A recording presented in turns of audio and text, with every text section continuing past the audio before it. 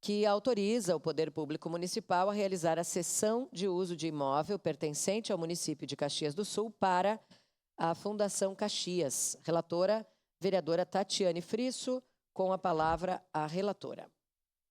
Peço a dispensa por já ter sido realizada anteriormente. Vereadora Tatiane, dispensa concedida. Em discussão.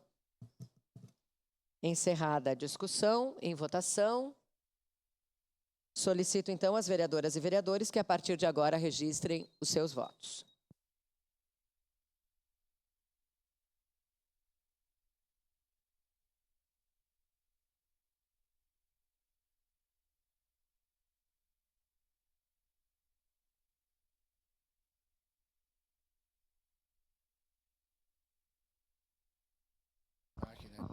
Voto sim, senhora presidente.